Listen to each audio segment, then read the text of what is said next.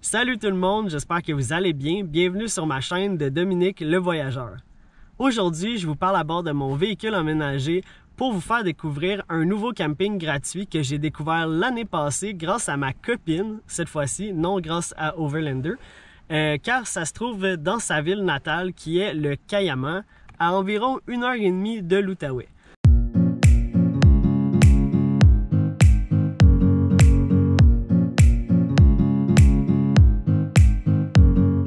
Pour aller au Dumont, moi je suis passé par le Cayama. J'ai rentré dans le GPS Lac-du-Mont, Québec, puis ça me donnait deux chemins.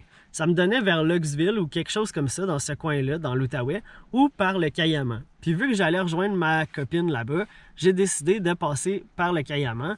Sauf que vous pouvez peut-être tenter d'essayer l'autre route. Je vous juste garantis pas à quoi ça ressemble. Fait que peut-être que si vous voulez quelque chose de plus safe puis que vous savez que ça se rend là-bas, passez par le Cayama comme j'ai fait. Vous allez voir dans mes vidéos comment c'est la route.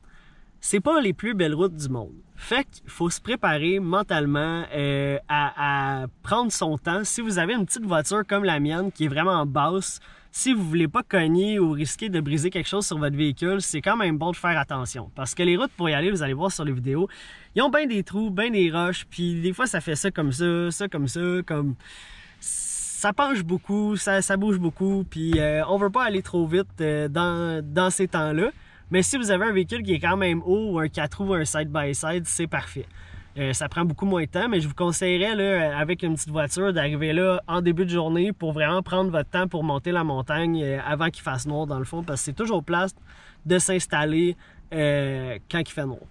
La route pour se rendre au Dumont est un petit peu compliquée. Donc, je vous conseille d'écouter ce que je vais dire à l'instant même pour vous faciliter la vie, parce que moi, la première fois que j'y étais, je me suis trompé de chemin. Donc, partez vers le Caille, qui est le Cayama, j'appelle ça le Caille parce que ma copine vient de là-bas, fait que eux ils appellent ça le Caille. Fait que allez vers le Caille, puis rendu là, dans le fond, vous allez suivre la direction là, du GPS, puis ça va vous apporter à une place, comme dans le fond, je pense que c'est vers la ZEC Pontiac, là. Vous allez rentrer, là vous allez tourner à gauche au 6e kilomètre, après ça, 9 km plus loin, ça va vous emmener là, le GPS. Sauf que vous, c'est pas là qu'il faut que vous tournez à droite, parce que le GPS dit de tourner à droite à ce moment-là.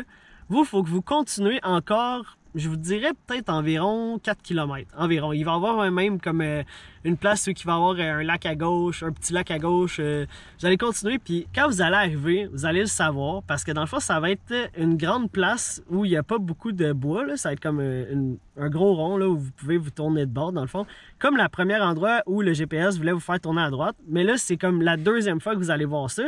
Puis il y a une canette de bière qui dit genre que c'est là qu'il faut tourner à droite, là, elle est plantée sur l'arbre. C'est un petit peu style débauche, là, parce que souvent, le Dumont, faut le dire, il est emprunté par des gens pour faire le party. Fait que si vous voulez avoir la paix, peut-être c'est mieux de pas aller là ou d'y aller vraiment tôt dans la saison ou vraiment tard, parce que beaucoup de gens vont là pour faire le party. Mais si ça vous tente d'avoir un camping gratuit, rencontrer des gens, boire de la bière, vous pouvez aller là. Mais vraiment, c'est vraiment important, toujours ramasser ses déchets. C'est marqué en haut, puis en même temps, je tiens à le repréciser. Quand on veut que les places restent gratuites, c'est important de respecter l'endroit puis de tenir ça propre. Fait que je compte sur vous pour ramasser vos déchets. Merci beaucoup.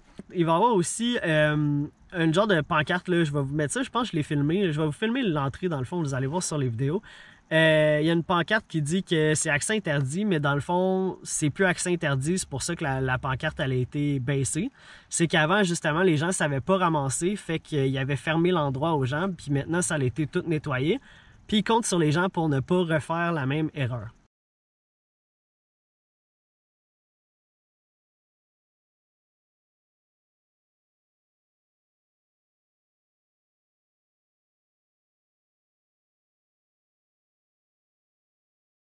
Donc, à partir de là, vous allez tourner pour suivre ce chemin-là, qui est pas mal en montant dans la montagne. Là. Dans le fond, c'est un chemin qui monte. À un moment donné, vous allez juste descendre. Vous suivez le chemin, là, vous tournez pas. Vous suivez comme vraiment le chemin jusqu'au bout.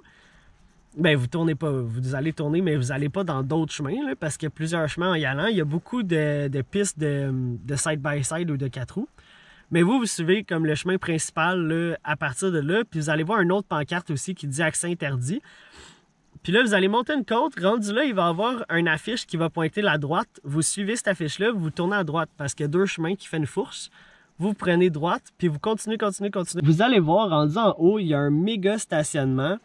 Puis vous pouvez stationner votre véhicule là si vous campez dans votre tente puis ça vous dérange pas de laisser votre véhicule un peu loin de votre campement. Vous pouvez laisser votre véhicule là, puis prendre votre stock, puis marcher là, puis il y a plein de petites places où vous pouvez mettre votre tente, mais que c'est impossible d'apporter un véhicule là. Mais si vous êtes en 4 roues, en side-by-side, il y a beaucoup d'endroits où vous pouvez stationner votre véhicule récréatif à côté de votre campement. Mais si vous avez un véhicule normal, je vous conseillerais de soit arriver de bonne heure pour avoir un emplacement qui est proche, qui est possible d'aller avec votre véhicule normal.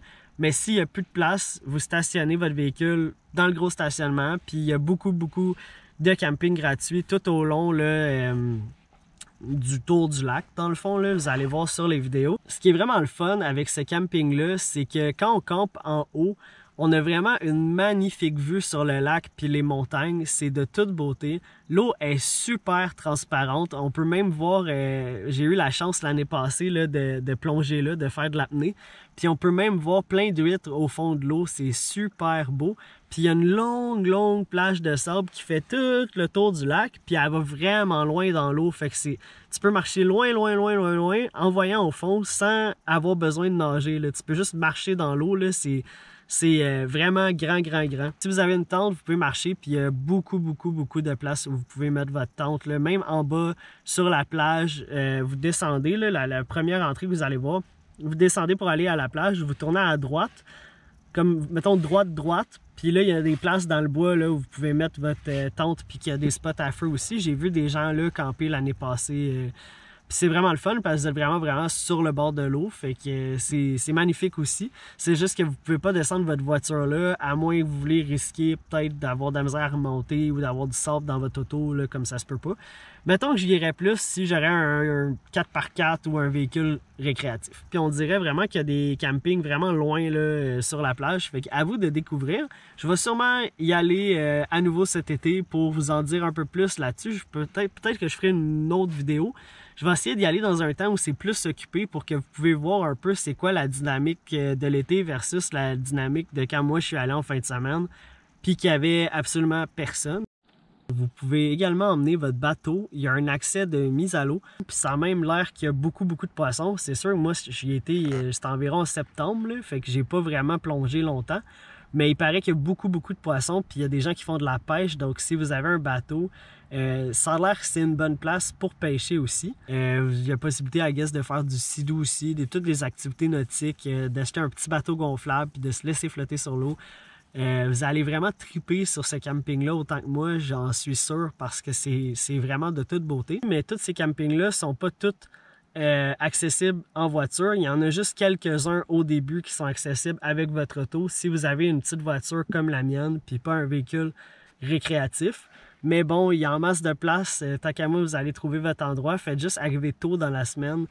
Puis tant qu'à moi, vous n'allez pas avoir de problème avec ça. Donc c'est tout pour ma vidéo de présentation du camping du lac Dimont.